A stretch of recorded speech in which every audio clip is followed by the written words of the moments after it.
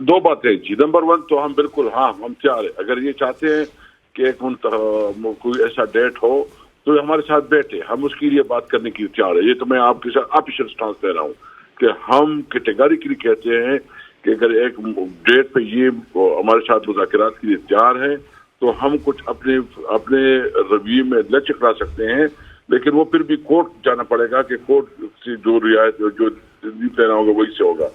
Number two یہ ہے کہ انڈیا میں جو الیکشنز ہوتے ہیں وہ تو بہت لمبا ہوتے ہیں, وہ تو آپ کو مختلف حصوں میں ہوتے ہیں, اس میں صوبوں کے الیکشن الگ ہوتے ہیں اور اس کے الیکشن الگ ہوتے ہیں.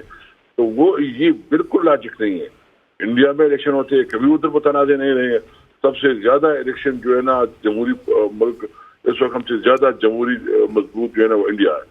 تو میں سمجھتا ہوں کہ دونوں ہو سکتے ہیں, لیکن اگر پھر بھی ایک متفقہ ڈیٹ پہ ہو تو ہم مذاکرات کے لیے تیار ہیں. حضرت کیسر صاحب, آپ ظاہر ہے کہ جب مذاکرات ہوتے ہیں اس میں ایک ثالث ہوتا ہے, ظاہر ہے کہ ایک میڈییٹر ہوتا ہے, کوئی بندہ ہوتا ہے جو اپنا وینیو فراہم کرتا ہے کہ فلاں جگہ کے اوپر ہم آپ کو فیسیلیٹیٹ کرتے ہیں, بیٹھ جائیں.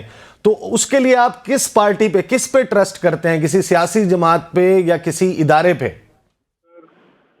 دیکھیں یہ حکومت کی رسپانسبلٹی ہوتی ہے کہ وہ جو ہے نا آگے آئے. اچھا ابھی انٹرسٹنگ یہ ہے کہ حکومت انٹرسٹ ہی نہیں لے رہی. آپ اس حالت میں دیکھیں کہ IMF سے اس کا ڈیل نہیں ہو رہا, معاشی طور پر بہت بری طرح پھنسا ہوا ہے.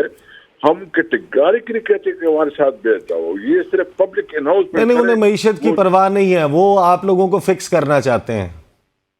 ہاں بالکل. تو ہم چاہتے ہیں کہ دیکھیں یہ اصل پرابلم یہ ہے نا, ان کی ایگو کا مسئلہ ہے, ان کی جو ہے نا پرسنل انٹرسٹ کا مسئلہ ہے. پاکستان ایشو نہیں ہے, ان کے پرسنل ایشوز ہے.